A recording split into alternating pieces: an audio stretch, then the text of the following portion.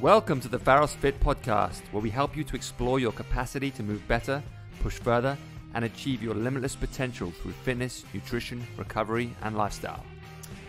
Hey guys, welcome back to the Pharos Fit Podcast. Great to be back with you guys. It's been a minute, so excited to talk to you guys again. I'm here today with my good friend Elana Brooks, who's a private chef and wellness consultant. Elana's been on the podcast before. Welcome back, Elana. Thank you so much for having me. I'm so grateful to be here. So good to have you back. You recently went on an exciting adventure to a butcher, the Brandon Sheard guy. Yeah, he's a meat smith. He comes to people's farms or homesteads, and he shows you how to properly and humanely slaughter an animal and break it down and use every part of it. It was amazing. That's awesome. I think there's two things going on in kind of society right now. Like on the one side, there's people taking charge of this situation and want to learn more about like whether it's how to grow vegetables or whether it's how to butcher an animal and use an animal more efficiently. And there's other people who are just like, I'm not going to do any of that. I'm just going to eat chemical food. It's like, okay, whatever. But I think what you did, there is a fraction of society who are turning to these kind of like original methods and wanting to learn and understand it. Like, why did you go and what did you take away from it? Well, it was really interesting. So they called me to ask me to cook the other food for the event. So I was more coming as a chef and then just watching the process. But it was really, really, really informative and helpful because a lot of people don't realize that a whole animal avails so much food. There's just like from the bones to the collagen to the fat to the meat, you can utilize it and store it and cure it. So he was showing us how to use everything, how to cure things in a very traditional way. And it was extremely, sort of mind-blowing to see that with this one animal, you could feed yourself for like a number of months. Yeah. And the amount of waste that goes into our food these days, like people just, they'll buy a whole chicken and they'll throw out the carcass. And when you can make like 5 different meals from one chicken. So, there's so much misinformation about food that there's just going to be an abundance forever. And that to me feels a little short-sighted because the food scarcity, we saw this during COVID. We were missing certain items. Right. So sort of taking agency over your life and saying, I'm going to learn how to do a process, whether, like you said, it's growing vegetables, having chicken so you can have fresh eggs, or, growing pigs and raising them and then slaughtering them and using the whole entire thing. I feel like we've become so lazy as a society. Like not only is food convenient, but we've been very selective about what we buy. Oh, I only want the chicken breast, or I only want like this part of the animal. It's like, we've gotten away from, we used to eat. I mean, I remember growing up, we always had liver. We had oxtail often. Like my mother was like fairly experimental with food, and she would buy, a lot of offal and cuts that like a lot of people don't seem to eat anymore. Yeah. And I think as time's gone by, we've become lazier and lazier with the animals and more disrespectful of the animals. And like I said, only using those kind of choice cuts that we consider to be more appealing to the palate, or the healthier version, or the healthier version, right? Which like is in not, quotes, which is not the so misinformed, right? People think, oh, chicken breast is healthier, it has low cholesterol, but that's not the case. So I'd rather have a grass-fed steak than a chicken breast. We talk about nutrient density a lot, right? And some of these things like liver and stuff it's the most nutrient dense food you can consume, and a lot of that good stuff comes from whether it's the liver, whether it's the heart, whether it's the brain, whatever it is. There are so many parts of the animal that we can consume and that are delicious if you prepare them right.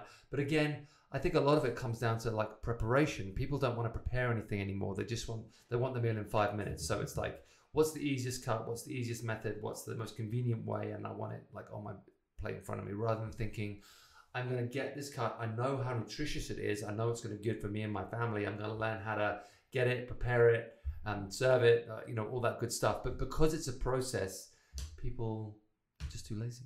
Or people think it's going to take longer than it does. Right. Like people, it really doesn't take people long. will like meal prep for 7 days, which drives me crazy because like after 3 days, your food is basically dead. Right. So like, having meal prep for a full week means that you're eating food with no nutrients in it. Right.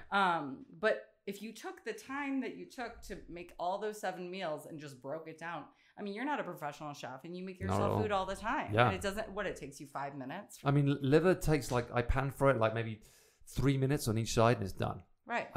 And it's and then you have this nutritious, nutrients dense, healthy, delicious meal. Yeah. And liver's cheap, by the way. Liver's not expensive and it's easy to prepare. It's delicious. And you don't need a lot of it. It's very nutritionally dense, very rich. So you only, whereas I might eat I might eat a lot. So I might eat a pound of beef, maybe. Yeah. I'm not going to eat a pound of liver, maybe 1/4 of a pound because it's just so nutritionally dense. Absolutely. And the flavor is so intense that you don't want to have too much of it. But don't you think also, I feel like people just get into patterns and rhythms. So when they're well, I know how to grill a chicken breast, so I'm going to do that. And it's easy. I know what it's going to taste like. It's familiar. There's a sense of comfort when something's familiar. People don't love to step out of their comfort zone to eat something that feels a little scary. And I think also there's just this pendulum that's swinging on Instagram with the raw meat guys where, I mean, do you, but they're oh, only eat raw liver and only eat raw heart. And it's well, we could come to a middle place where you can still cook it and eat it and still retain the nutrients. As with everything, it's a polarizing world now of you're either eating raw testicles, right, or you're eating chemically engineered vegan food, right? And that's what Instagram's full of. Rather than there being okay, there's a sensible middle ground, you're saying, where all of these things can coexist in a sensible way. But of course, that doesn't get clicks and likes and media. Yeah. So we get the extremes. But I think there is. I mean, I see it a lot, and maybe just because we're in this world. Yeah. But especially in Idlewild, I think people are much more conscientious about where is the food coming from? Yeah. Who's farming it? What's in it? What chemicals have been used in the development of it, and so forth. So it kind of gives me hope to some degree that there is a growing awareness and a growing kind of love of this kind of thing again. And I know a lot of people up here they have their own chickens, and they're thinking about having little farmsteads and so forth. So I think there is a growing trend towards it, and with the way things are looking, I think this is a very good time to raise your awareness, raise your knowledge, educate yourself, and understand how to grow things, how to butcher things like the course you just did, because food is getting harder and harder to come by, and more expensive to come by. It's more and more expensive. I don't know if there's going to be as much of a scarcity as there's going to be a cost problem. Right. And people think, well, I'll always be able to go to Costco and buy, my 50 chicken breasts. Maybe. But you're going to pay a premium. Yeah. It's going to be really expensive. We were talking earlier about the expense of feed right now. It's gone up so much. And I've been sending everybody this Instagram video I saw that went viral. And it was a farmer just saying that you guys do not understand. The cost of feed right now is so high. It costs so much to raise an animal. By the time that animal comes to fruition, the cost of that animal is going to be so expensive, you're not going to be able to afford to buy it. And this is happening all across America. Across the board, yeah. I mean, my friend lives in Ramona, and a neighbor of his had 8 steer, and she had to get rid of them because she can't feed them. They're too expensive. And this is where community comes in. We live in a small community. We live in Idlewild. We sort of take care of each other. It's really lovely. However, that's not pervasive. It's not par for the course. And so maybe, I'm trying to educate people at if you see something like that, if you see someone selling their animals, maybe go to them and say how can I be of service? How can I help you? So that you can have this community where we're taking care of each other. You don't want there to be no small farms. The small farms are having the hardest time because they can't, like you said, feed their animals. And then what is it going to be? Just large corporations raising animals and large slaughterhouses? We don't want that, because you saw the couple of years ago, the pig slaughterhouse had to get shut down for some sort of COVID related thing. And then there wasn't any pork. Right. So, I think we have become in this country really reliant on the larger corporations, the government, to sort of take care of us instead of taking... Because that's the way they wanted it. Right. They made it very, very hard for... they make it very hard for a lot of small business and a lot of small farms to survive. And they make it easy for consumers, right? Yeah. Like, oh, just buy this thing. It's cheap. Right. We're going to subsidize the corn. We're going to subsidize the wheat. And then these larger farmers, they're subsidized. They're still not making a ton of money, but they're being subsidized. And then the small farms, they have to buy this feed and it gets higher and higher and higher. And then they're not going to have any animals. And what are we going to do? Be relying on something that is unstable? Yeah. So it's, I think, taking a little bit more power back instead of playing the victim role, which I think a lot of people move into the space of, well, I can't do anything about this, but you can. But you can. We live in California. I'm not talking about elsewhere, but we live in California. There are a million farmers here. You can go educate yourself, introduce yourself. They want to know you. They want to have connection. Yeah. They want to have community, and they want to serve you. So like finding your local farm and talking to the farmer and seeing what you can do to participate in this communal process. Right. So and that we can keep them going. Yeah. Yeah, that's great.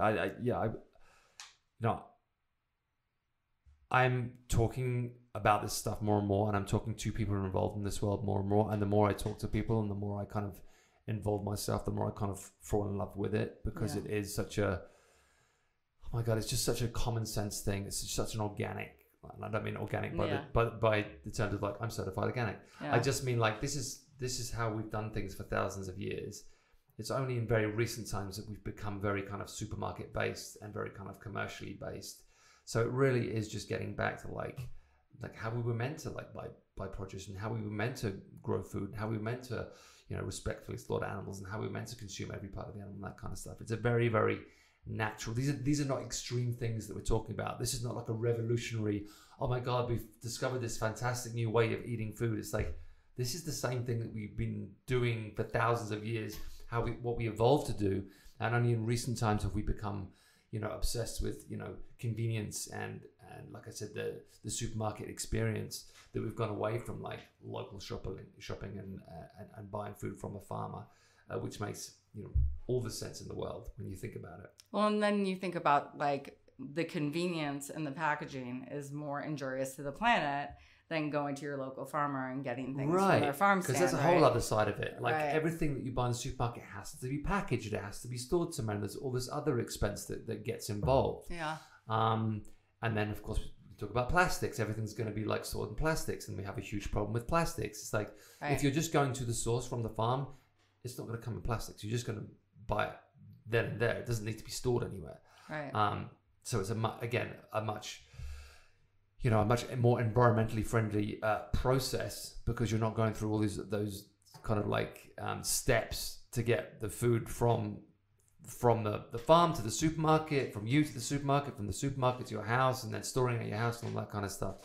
So, that if you cut out that section, if we think more about like farm to table as in your own table, a lot of problems are kind of like naturally alleviated. And we don't need all those other steps. Well, and then also you respect the product more. You're not going to throw away 100%. The piece of the carrot, right? You're going to utilize the whole entire product. Right. And like, it takes a little bit of time to vet out the farmers that you like and learn about what farmers are doing what. Like you go to the farmer's market in Los Angeles and a lot of this stuff is coming from Cisco. You have to ask the farmer, do you grow what you're selling? Right? Make sure that people are actually growing the food and it's not just coming from a large distribution company. Right. So like there's a lot of smoke and mirrors. I think that it's just about finding, but I mean, our phones tell us how much screen time we have, right? Like how much you are on your phone today. Right. People say, oh, I don't have time. Really? Were you on your phone for 6 hours today? I'm sure of it, Right. So maybe taking 20 minutes out of that 6 hours to find yourself a farm that you like. Yeah. And what do you think about, like obviously there's probably a recession coming. It's probably started already. Everyone's kind of worried about money and jobs and that kind of stuff. There's going to be a lot of people that panic and start buying and stocking up on garbage foods that will live on the shelf forever because they're just full of shit. What would you say to people that say, well, I wish I could do that, but it's going to be too expensive. So how do we eat affordably and well in a recession? Well, I mean, I think like going to Costco and buying yourself a 50-pound bag of rice, a 50-pound bag of beans, making sure you have lard or, butter or something. I mean, things don't have to be expensive, right? Like getting frozen vegetables, is it ideal? Maybe not, but they are frozen at peak, right? So they're still fresh. The thing about buying meat, like you don't want to keep it past 3 to 4 months in the freezer because it sort of loses all of its nutrients. Even in the freezer? Even in the freezer. I know. I mean, but you can utilize things, right? Like buy a whole cow and take the bones and make yourself broth. Stick that in the freezer. Cross-utilize things. So it's not just like, I have this animal, what am I going to do with it? Making sure it's properly sealed, cryovac, or properly wrapped. But making sure that you have an abundance of variety that doesn't have to be... Like at Costco, you can buy their chickens for $5.99. They're roast chickens. So you take their roast chicken, you have a meal out of it, and then you take the bones, make a stock, and stick it in the freezer. There's always the availability to do things cheaply. It just takes a little bit of research, a little bit of time, a little bit more effort. But again, how much are we on our phones? Like, I feel like people say, I don't have time. Yes, we live in Southern California. Most of us have 2 jobs, right? But there is time to think about your health and your well-being and your family. And sustainable foods that sit on the shelf, it's really just going to cause you illness in the long run, right? So what do you just play the tape out, see how far along you want to go. Like if you spend 1 day a week thinking about how much food I need, what can I store? Can I have some water in my house? You never know, water shortages in California. I'm not trying to scare anyone. I'm not trying to be a conspiracy theorist. It's just, it's important to make sure that you have enough, even just salt, right? Make sure you have a big bucket of salt at home. Right. I also think you can, with meat, it can be expensive if you want it to be expensive, but it doesn't have to be. No. You can buy ground beef, and you can buy even ground elk is not that expensive anymore. And you can of course have eggs, and like I said, stuff like offal and liver, etc. It's not expensive. It's relatively cheap. So, although you may have to not eat the best fillet in the world, which is going to be more expensive, there are cuts of meat that are still deeply nutritious, but are less expensive. And there are ways of preparing food for a family. Like I said, I'm the king of chili in this house. I just always cook chili because it's just so easy. And that, of course, is either ground beef or ground elk or maybe ground turkey or whatever it is, with some tomatoes and with some seasoning. It's a pretty cheap meal, but it's deeply nutritious, easy to make, healthy, and can feed the whole family plus for a couple of days usually, because of the way I make it. But again, it takes some preparation. It takes some thought. It takes minimal skill, but a little bit of skill. But yeah, again, you just have to be prepared to do the work, because it isn't convenient in the sense of you can't just open the packet and eat it. But I mean, I feel like people spend 10 minutes making something anyways, even if it's out of a packet. So if you think about that and you just use raw ingredients, I know so many people say to me ew, I don't want to touch it. It's raw meat, but you're eating it. There's such a dissonance between the food and themselves. I would never go to a slaughter, but you eat meat. Right. So maybe educating yourself and seeing, it's a beautiful process when it's done well. Right. And also, like I said, go get to know your farmers in your area. If you're worried about food, go see if you can do anything to help support them so it sustains the process so that you have a friend who raises animals. Why do you think we got so sheepish about, the reality of animal slaughter and butchery? We when I was a kid, we would often go to the butchers, and you would see the butcher preparing the animal in the back, and it was a visual thing, and I saw it and I witnessed it, and I didn't grow numb to it, but you understand what's happening. But I feel now people just aren't exposed to that, aren't witness to it. So it's this alien weird thing that happens somewhere that, that becomes almost like a scary thing of because it is a scary thing. I'm gonna eat this food, but I don't want to know about how it was butchered or prepared, because that seems scary. Well, I think it's scary because it's done in these large slaughterhouses, right? And it's done they're broken down in the slaughterhouse. It's not done at butcher shops. as often, right? So you think as it became more and more industrialized, people wanted to detach themselves more and more from it because of the horrors of it? Yeah, it's disgusting. Yeah. Like the major slaughterhouses, there's no windows for a reason, right? Right. And like all those vegan documentaries are like, it's evil. It is evil. Yeah. Right? But there's another way. Yeah. Like I get split mung beans and they're flown in from China or Canada. And it's like, okay, well, this is a vegan option, but it's not grown anywhere near me, you know? And like, they're like, well, that's... And it had to be flown from somewhere, which takes a lot of gas and fuel. Right. Yeah. So, I mean, people think about like footprint and like, oh, cows are causing the environment to be, go to shit. It's like, no, what's causing the environment to go to shit is that you need fucking goji berries from the Himalayas. It's absolutely ridiculous. Right. Like, we live in a place where you can get every single item here. You can get your vinegar, your oil, your wine, your salt, your meat, your veggies. Why? Why do you need it flown over? Yeah.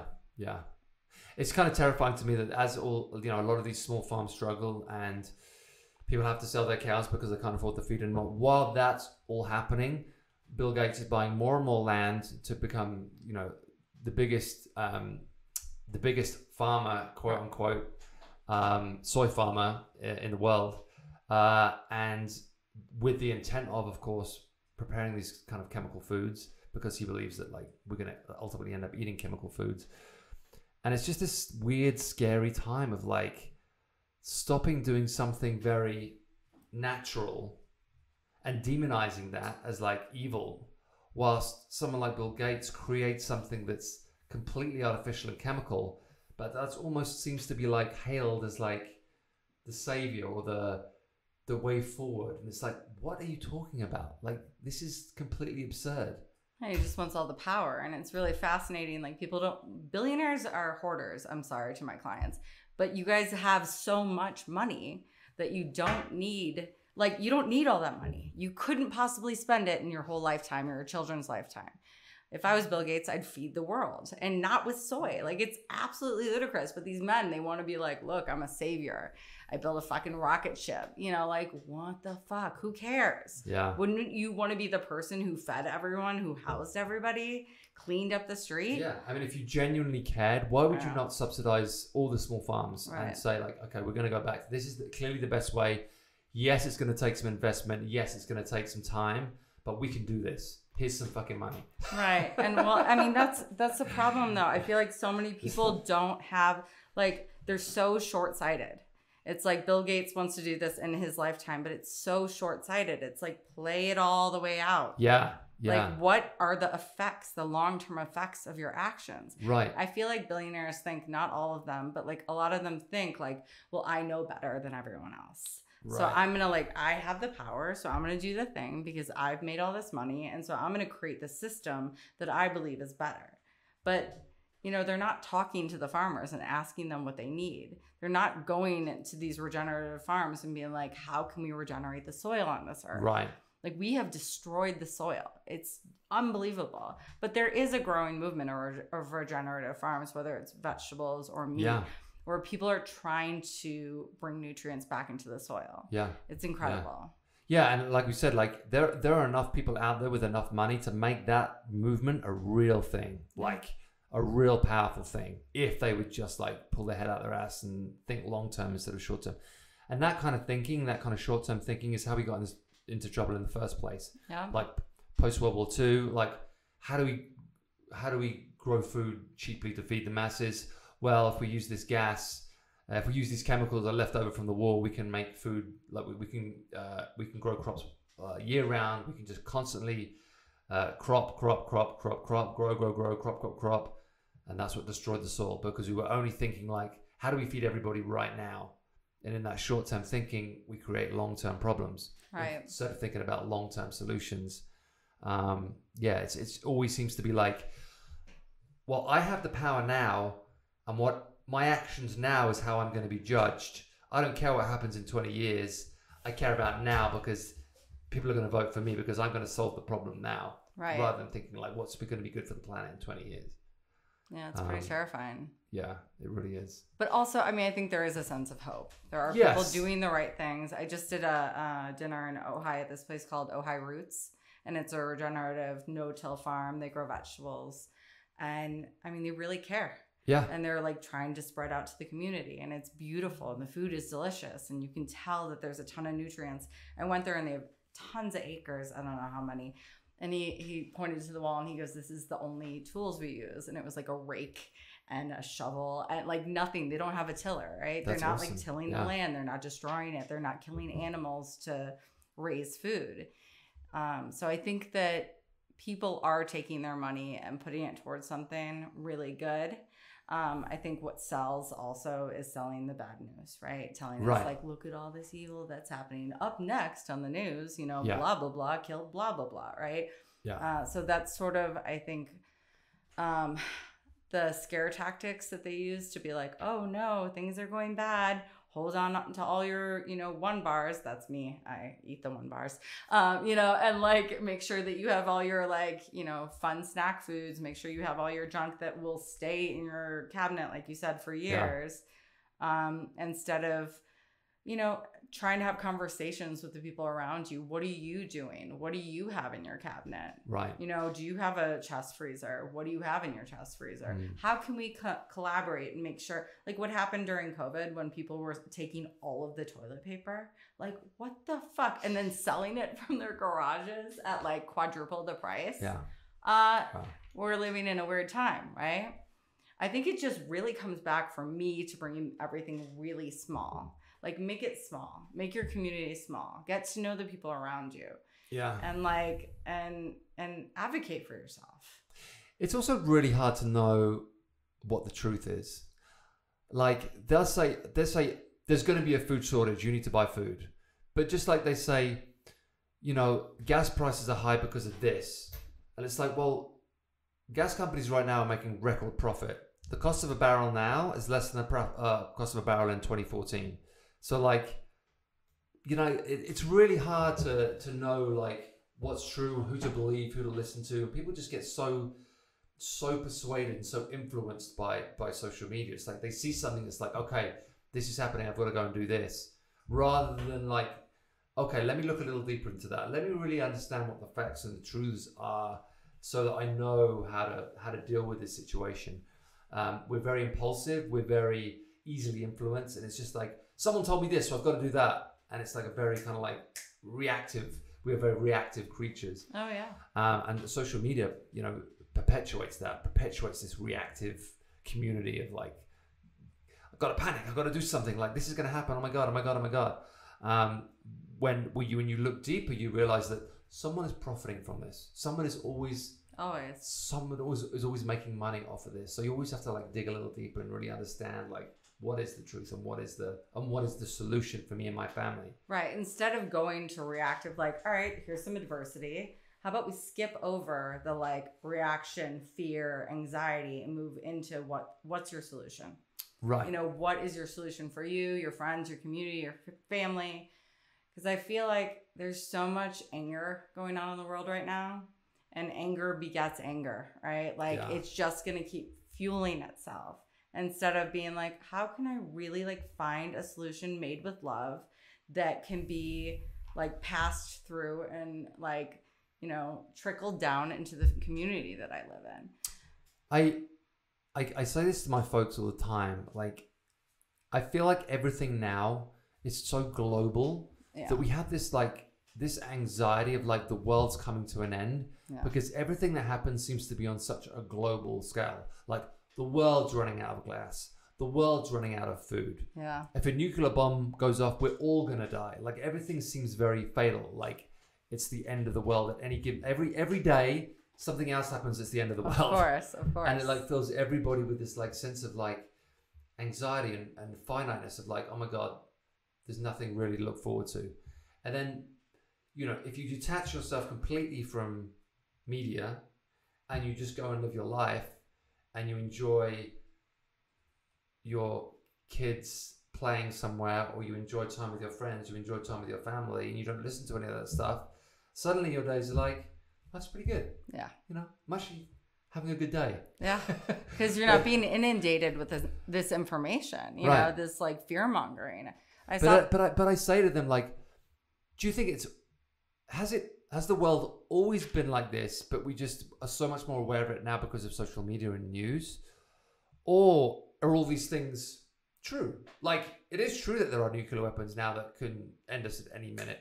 It is true that there is, well, people argue this, but that there's climate change, and that, you know, there are really bad things happening with the environment that could, you know, end the planet. Like, are we just getting to that point where all these things are coming to a head? Or is it just the fact we're just inundated 24/7 with this kind of feed of it bombarding us? Because my parents didn't feel like this. And, you know, my parents went through, like, you know, post-World War II, they went through, you know, a lot of other wars. They went through a lot of other recessions and stuff. They went through hard times, but never did anything seem so catastrophic as things seem now, because everything is just so global. Yeah. Well, I stopped listening to the news 2 years ago. Right. Like, I have no idea. Yeah. I might hear things, but I don't, like, I used to, right when I woke up in the morning, before I got out of bed, before anything, I'd turn on NPR. And it'd be like fear, fear, anger, anger, fear, fear, fear. And I was like, why am I so anxious today? Right. And then one day I was like, turn it the fuck off. Just turn it off. Why are you listening to this? And I feel so much better. Yeah. No, I'm not saying like put your head in the sand. I'm just saying that, like, you know, putting that stuff in your system, you know, doesn't help. Right. We are what we eat, but we're also what we watch, we're what we listen to, you know, all of the things. It's a culmination of what we take in. And if your intake is toxic, you're going to feel sick. You're going to feel that overwhelming sense of doom. But like you said, if you're living in the present and you're sitting at the park with your son playing on the swings, life is beautiful, you know, and we have so much to be grateful for. Yeah. You know, I think a lot of people I know have lost sight of living in the gratitude of just the day-to-day stuff. Yes. Like, and also saying, like, you don't have to say a prayer over your food, but saying thank you for the food. Like, thank you to the farmers who grew this food. Like, there's something that happens. It nourishes us. It does something different chemically to our body when we, like, have gratitude for the things that we're taking in, instead of me sitting in the car eating my Quest chips, drinking my Celsius, and eating my One Bar. I do those things, but also I like to sit down and have, like, a pasture-raised, you know, ribeye with some vegetables from a farmer that I know. And there is something that it does something different to my body. It does something different to my brain. Yeah, you know, when I'm sitting and eating, I don't want to waste a bite of that food. Yeah. You know? Yeah, no, I agree. Okay, let's change tack a little bit. Okay. I want to talk about, because I know you work with a lot of celebrities. I know you work with a lot of, like, high profile people.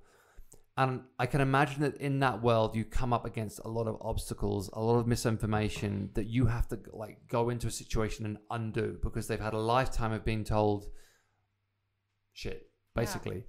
So can you, like, let us know, like, what some of those things are? Like, what do you have to deal with? And how do you go about, like, convincing them otherwise? Well, I mean, you know, I think it's interesting. Sometimes I'll walk into someone's home and it's, like, all sugar-free or, like, fat-free. It's very archaic. You know, like, I'll go in and I'll be like, oh my gosh, you're still in the 90s, right? And this, like, you think that eating a chicken breast and a salad every day is going to be the best solution to weight loss. Yes, low calorie will keep you lean, but it's not going to keep your brain going. It's not going to keep your organs going. Right. And women, when they hit menopause, they need more fat. They need more calories. They need more. But I work in the entertainment industry, so I work with women who don't want to gain any weight. So they're terrified when I say, have a potato.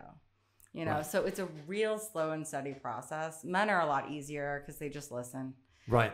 It's the women that I have to gently guide. Sometimes I'm not so gentle, as you know. So I'll walk in the kitchen and be like, what the fuck is this? What, you know, why do you have this in your fridge? What are you eating this for? Why is there a bagel there? Why is this, you know, if you have inflammation, why are you eating these things? Well, I just eat a little bit of it.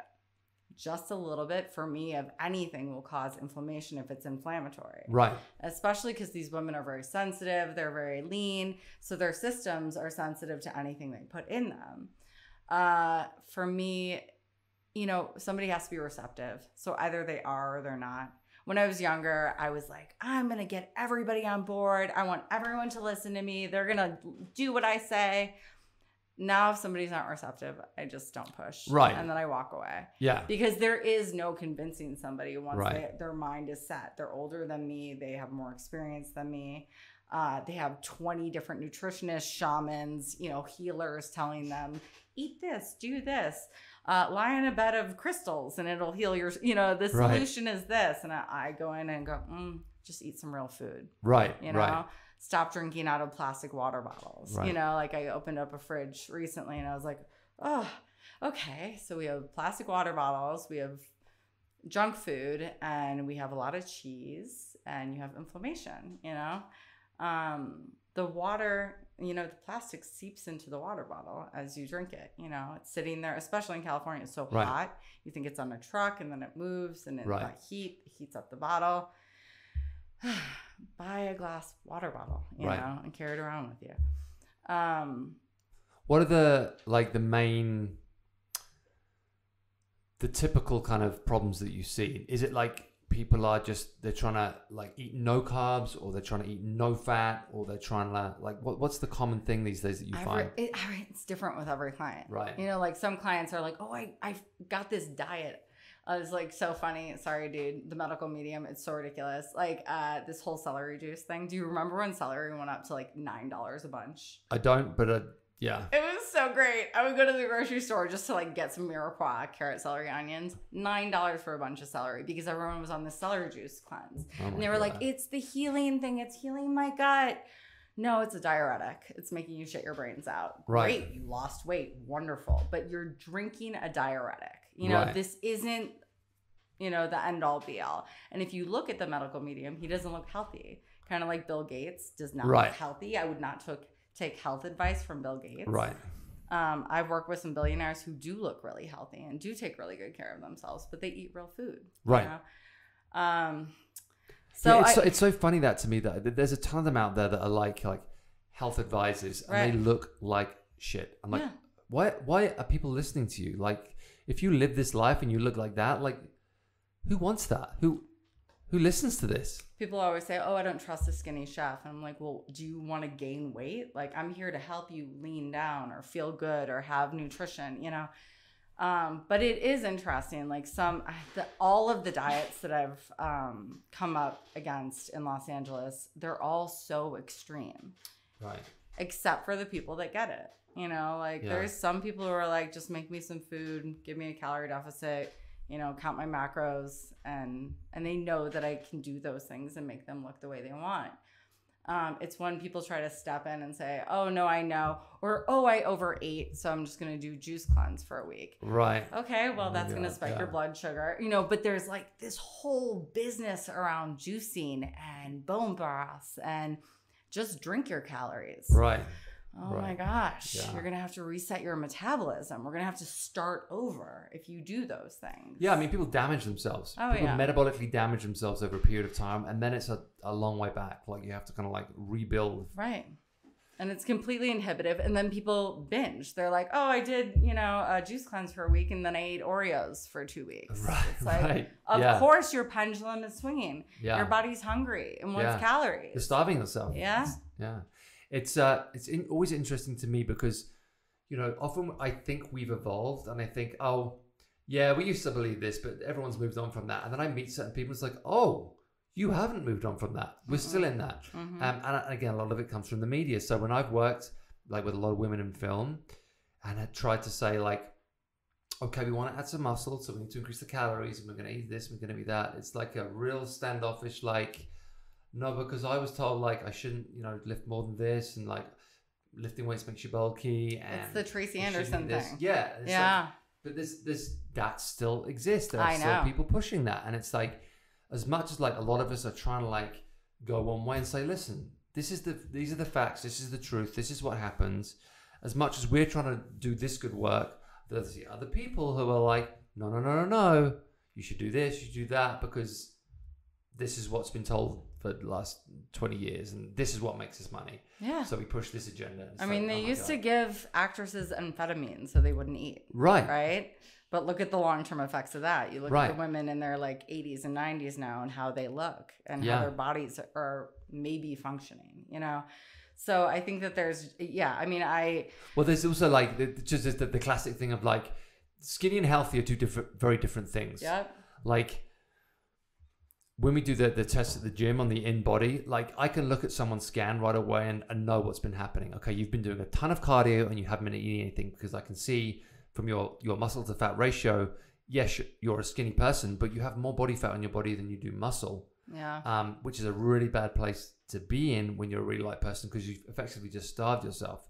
And now we're going to have to rebuild that. It's going to take some time to reverse that, add some muscle to increase our metabolism so that we can in turn reduce the fat.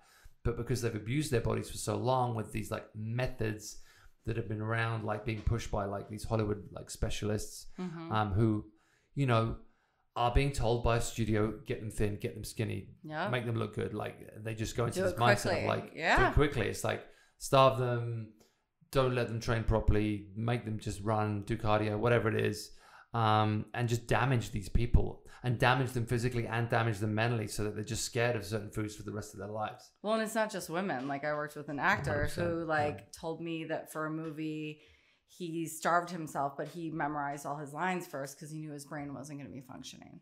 Right. And so when I worked with him, I did something different. You know, I was like lots of little bites of delicious things, nutrient dense food. He still got really, really skinny for the movie, but he wasn't, you know, starving himself. Yeah. Another thing, fat, right? You know me, I eat so much fat. Like fat's my favorite thing. Bacon, ribeyes. Yeah. You know, awful. Like give me all the fat. And when I come up against like a new client, usually that's the first issue is like, oh no, I couldn't have fat. Don't give me fat. But I'll have avocado oil and safflower oil on my salad. And then there's a dissonance. There's a misinformation around food. If you look at things, eat simply. Eat the thing that's natural. Have olive oil. Have animal fat. Have ghee. Have things that are super easy for your body to process, that are bioavailable. You know, soy is nutrient deficient, right? So it takes away nutrients out of your body. So all this soy shit that Bill Gates is all this soy shit, all these seed oils, you know, because for the longest time animal fat was demonized, as was lard, you know, and seed oils were championed like, oh, this is the way. And now we know that's completely false and does the exact reverse of what they're saying. But because of course they were making more money off this product than they were off the real stuff that exists in nature, it was, you know, this was championed, this was demonized. And now because people are in that mindset, we've created that misinformation, people just can't get out of it. They can't get their mind out of it. So it's like, you know, they don't want to eat the real fat that exists, that we've been eating for thousands of years, that exists in nature. Yeah. Well, also people don't want to be told they're wrong. Right. You know, true. People like, I think people think, oh, you know what? Like I believed this. I knew this. This was my truth. Right. And I'm embarrassed. So I'm just going to keep doing it. You know what I mean? Like, I feel like people do that. Like with lifting weights, you know, like women don't need to get bulky. It takes a lot of calories and hard work to get really big in the gym. Like those CrossFit chicks. Oh my God. They're eating all day long. Yeah. And women think if I lift weights, then I'm going to get big and bulky, but you're not. You have to eat so much to get big and bulky. The funny thing for me is people will come to you and say, I need to get better, or I need to improve this, or I need to improve that because, you know, I'm not happy with my physique or my mental health or, you know, the way I look or whatever it is. And then you'll say, okay, this is what we're going to change. And then they say, oh no, that doesn't work for me. Right. It's like, wait, you came to me because what you were doing wasn't working for you. I'm telling you we're going to change and do something different. And you're saying you're not going to do that because that doesn't work. Like there's a disconnection, like what you're saying. People are just stuck in their ways and don't want to come outside of like what they think they know, what they've been taught, and they're just stuck in this kind of like shell of like, this is what I know. These are the boundaries of which I set for myself, and I don't go outside of those boundaries. Well, and I feel like everybody these days calls themselves an expert. You know, I'm an expert chef. I'm an expert trainer. I'm an expert this. Really? No, I don't think so. Like we should all be learning and evolving and growing. I go into people's homes and I talk to their chefs and I'm like, so what nutrition classes are you taking? Right. And they're like, oh, I don't do that. And I'm like, it's ever evolving. The science is ever evolving because that's what science is. Yeah. Right? It's a hypothesis, right? Yeah. So we're constantly getting more information. Why not grow and learn and evolve with what's happening and see who's actually sustainable? What practices work? Who do you want to look like, in the long term? Just because I see so many women, they're just like fat-free, sugar-free, and then their pendulum swings. Oh no, I gained 10 pounds. Oh no, I can't lose it for my vacation. Oh, I want this. Like everything has to be this, or it's wine o'clock. It's like every day, it's wine o'clock. It's wine o'clock. It's like, can you think about maybe creating some different rituals in your day that would be sustainable and healthy to get you to have just homeostasis, right? Something that just makes you feel good. Yeah. I know everybody doesn't like to work out. I love working out. It's one of my favorite things to do. I know not everybody loves it, but you can find something in fitness that makes you feel good. When your endorphins are up, you'll be happier. So finding these sustainable practices, and with food, it's find something that's sustainable for you, that makes sense to you. But also step a little bit outside of your comfort zone and try and find new foods that are creative and interesting. The vegan thing is something I come up against a lot. Right. It's so hard to break free from people's ideas on veganism. Yeah. And that this is the solution. This is going to save the planet. Yeah. Their packaged processed foods are going to save the planet. And it's going to save their bodies. Or maybe cause infertility and cause a lot of carbon footprint. It's so ironic to me that the problems with obesity and infertility and all these things, these problems skyrocketed since the 1970s. This hasn't been a steady thing over time. This has been we hit that mark, we started making artificial foods, we started making artificial fats, we started demonizing fat, we started encouraging sugar or sugary products, we started making sugary drinks, we started making convenience foods, we started making chemical foods, and everything skyrocketed. Right. But we don't look at it objectively and say, look, we know for thousands of years we know what we were eating. This is the food that was available and we were all fine. Now, what happened in this time that made us skyrocket in terms of these problems? I know for a fact it wasn't meat and dairy because we've been doing that for thousands of years. Right. So what happened from this point to this point? Well, we know what it is. We know it's seed oils. We know it's sugary drinks. We know it's convenience. We know it's chemically engineered food. We know what it is, but yet that's the stuff that's being pushed, and the real food, like we talked about, is being demonized or being made so expensive to produce that we can't farm it anymore. Right. So it's the thing is so obvious when you look at it objectively, but people are so caught up in the ideologies or so influenced by Instagram, social media, or by documentaries that push something. It's oh no, this is the problem. Right. I know it because this documentary said so, or this book said so. I'm just look at the timeline. Yeah. Just look at what happened between this period and this period. It's obvious. It's so obvious. But people don't want to hear it. It's no, I know what the solution is. It's this. It's all right. Well, and also taking salt out of food, low sodium this, low sodium that. Salt is so important for us. Right. And it's crazy to me. People are oh, no salt for me. No salt for me. Salt is an integral part of our body functioning properly. And people just are oh, low sodium because I have high cholesterol and I can't do that. It's nope. You need the salt to make your body function. Right. That's why it is a flavor enhancer. It's there for a reason. Yeah. When your body is receptive to something, it's usually because it's good for you, right? Right. But yeah, I mean, the sugar-free, the packaged foods, it's just easy. Everybody wants easy. They want to move on to the next thing. I think like for myself, it's hard to slow down. I'm high octane. I want to like move, go, go, go, go, go. So the thought for me, it doesn't take very long to make a meal because I'm a chef. But most people are like, oh God, to cook myself lunch, that's too much. I'll go get it at Chipotle, you know? Right. But like, where is that food coming from? Do you know where that food is coming? Oh, they said it's from a farm.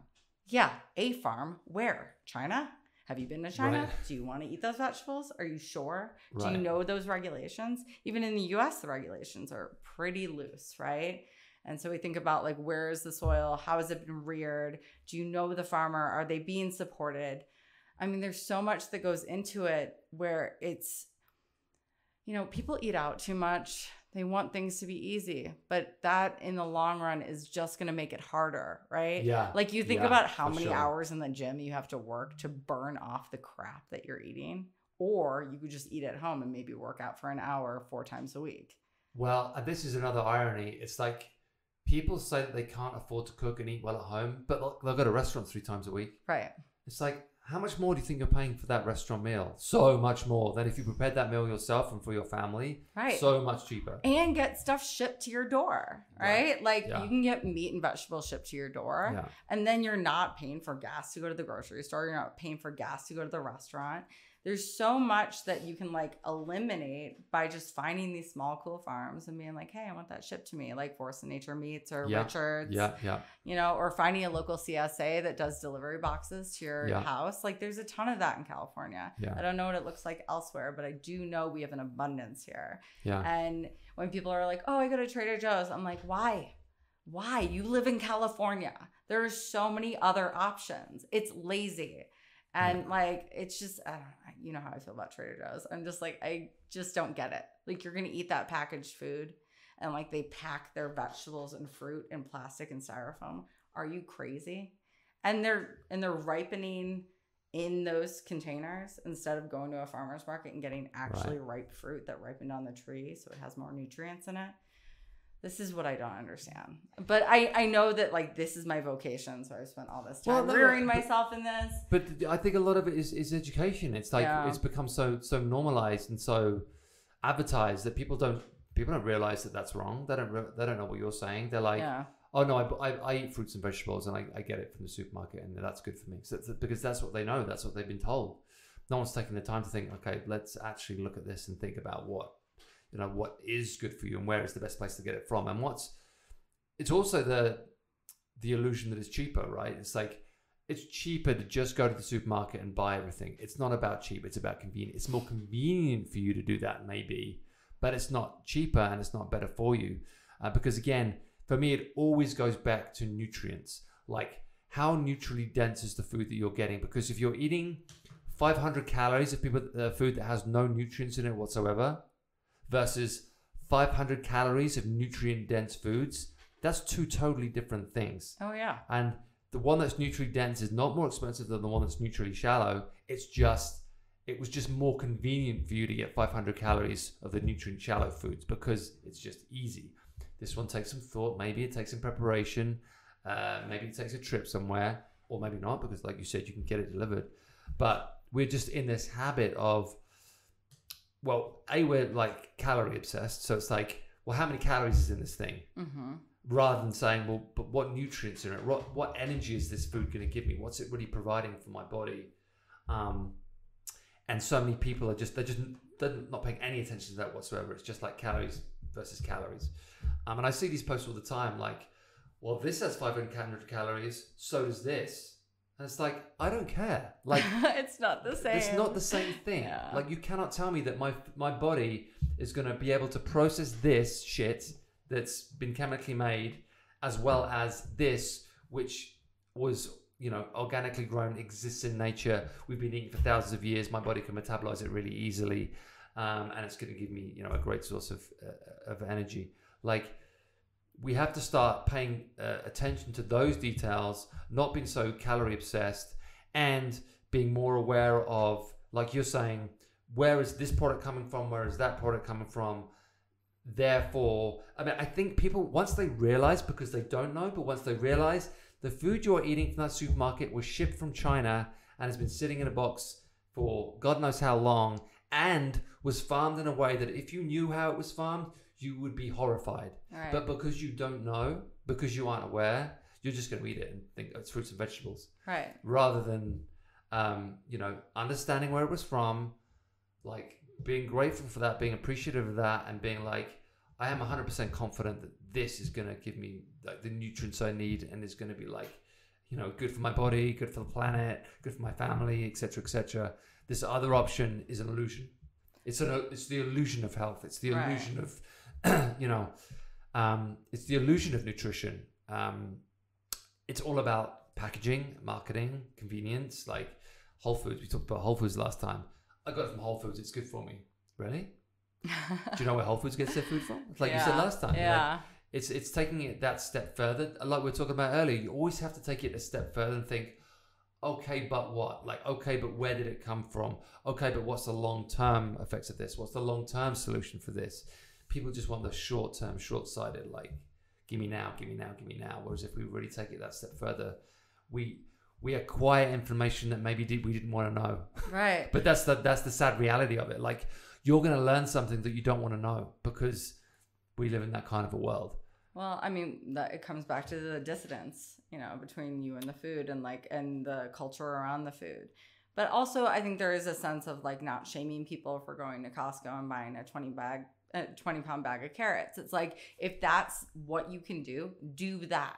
But buy carrots, not, processed, popped, frozen, yes, freeze dried, whatever it is, carrot chips. Right. It's not the same thing. It says carrot on it. People don't want to turn the package around and go, oh, look at all these weird ingredients. Remember that Breyers commercial when we were kids? Did you have that in England? So it's like a kid sitting with a Breyers box and another box of ice cream. And they turn the box around and it says on the Breyers, milk, sugar, strawberries, eggs. And then the other box, it's like all these things that the kid can't pronounce. Buy the Breyers, even if it's not organic. Buy the Breyers, right? Like buy the simple thing, the thing that you can read, that you can understand. Because if you can understand it, then your body can understand it. Right. I think that that's my biggest thing is like people are like, oh, it's it's natural, it's organic, it must be good. Like you said, did you look at the back of the box? Yeah. Would you ever take a spoonful of those things and eat them? Yeah. Like, no, I'm not going to take a spoonful of grapeseed oil and drink it or mix it in my coffee. But if you call it Oatly, you can mix it in your coffee, So there's just this separation. Yeah. Because it's white. It must be good for me. It must be milk. Yeah. Right. Yeah, that's another great one. Like I always say to people, when you look at the label, the less ingredients, the better. Always. And the more like familiar the ingredients, the better. If you can't pronounce it, like you said, don't eat it. Right. If it didn't exist 1,000 years ago, it's probably not good for you. Yeah. Well, and also like I think, these. Do you remember The Biggest Loser? Did you ever watch that? Yeah. And like how they like promote like Jenny-O turkey, ground turkey breast. This is the solution. Just buy 10,000 packages of Jenny-O turkey and you can live off that. It's like, oh my God, come on, people. Like give them a little bit more education. I know they're being sponsored. Well, there was the Subway thing as well, right? Subway sponsored it and it was like, you can have a Subway for, what was it, $5 for less than 5 grams of fat or whatever it was. The amount of athletes that go on TV still, which makes me sick. Oh my God. It's crazy. Serena Williams. Yeah. Money. And it's all processed. Money. And then that thing recently came out that they're not allowed to call their bread food because it's technically not. In Ireland, they're not allowed to. In America, you still can. Oh, Ireland. America doesn't care. Sugar in it, it's not technically bread. You can't call it bread. Right. Because there's so much sugar. Seriously. Ireland did something against it. Yeah. That's really interesting. No, I mean, low fat. No, thank you. Give me all the fat. Yeah. Like all of the fat. I'll take all the fat and all the carbs over sugar any day of the week. I love sugar, but I know it's not good for me. It makes me feel bad. Yeah. Well, I think it makes everybody feel bad. Like it's that kind of a drug, right? It's like you'll get that immediate rush, but then you'll crash. Yeah. And then you need more of it. Yeah. But that's why the low fat stuff always has a ton of sugar in it, right? Right. Always, that's how they compensate. Because it's the compensation, that's the taste, right? the taste compensation. Yeah. Well, that was the 70s and the 80s, Yeah. right? That's my mother's generation of like all the yogurts were now low fat yogurts and Yeah. they're all like laced with sugar because that was what was popular for the time. My mom did Weight Watchers when I was a kid, and everything was like a point, like do the points and everything. We had margarine, and she was sweet and low. Oh my God, getting her off sweet and low. That was a whole process. Yeah. Even recently, like it was like a few years back, I used to, try to indoctrinate people into my own ideas. And I'm like, stop eating sweet and low. Yeah. It's poison. But people are going to do what they're going to do. This is sort of what it comes back to. It's like you can either educate yourself and learn and grow. People who are listening to your podcast obviously want to educate themselves. And then everyone else wants to just like stick their head in the sand, Yeah. So, like, I don't know. I've gotten to the point where, I can give people little tips. Like I went into a client's house recently and they had a bunch of canned beans. Like, okay, if you don't want to soak your own beans, that's okay. But buy Eden Organic. Eden Organic uses kombu to soak their beans, which makes it really easily to digest. Bush's doesn't do that, Right. So this for that. Right. I'm trying to be a little softer and kinder about my approach because I'm like, what are you doing? Yeah. Like you have a chef. You have all the money to hire somebody. Hire somebody who's educated in the process of getting the right products for you. Yeah. Because you don't know. And you're just going to eat what's put in front of you. But like nutrient-dense food, not prepping a ton of food, not having things sitting in the refrigerator forever. Right. Like it's the lazy. It's the lazy. People don't want to go to the grocery store. Yeah. People don't want to work out. People don't want to drink water. People don't want to get proper sleep. I'm totally guilty of that. Like people want, like, just give me another cup of coffee. I'll be fine. The longer society goes on, the more and more I feel like that Wall-E film is accurate. Yeah. I think that's the most accurate representation of our future if we don't change things. Yep. Elana, how can people find out more about Brandon Sheard, the Farmstead Meatsmith? Because he does this. So you can hire him. To his Instagram is Farmstead Meatsmith, to come to your home or your farm and show you how to slaughter your animals. He also does courses at his home in Oklahoma. So you can sign up for a course and you can go there and learn how to do. He's doing a lamb course in November where it's a whole lamb. He shows you how to properly shoot the animal and do it with kindness. I know to all my vegan friends, you don't think it's kind, but like he's doing it with kindness and compassion, and then like gut it and clean it right there. So you're properly cleaning an animal and then utilizing the whole thing and processing it. Awesome. So yeah, I highly recommend. He's a really cool dude. Amazing. Well, thank you so much for coming in today. Thank you for having awesome. me. It's always a pleasure to have you here. You are a tree of knowledge, and I appreciate learning from you. And we just got to keep doing what we're doing, and hopefully things will change. Absolutely. Thank you so much. Enjoy your food out there, folks. Make sure it's real. Okay, until next time, thanks for tuning in, and lots going on up in Idlewild. I have some exciting news for you soon about what's going on up here. Gym's doing great down in Echo Park, Pharos Athletic Club, 1316 Glendale Boulevard. Come see us.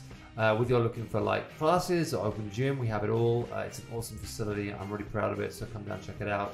And until next time,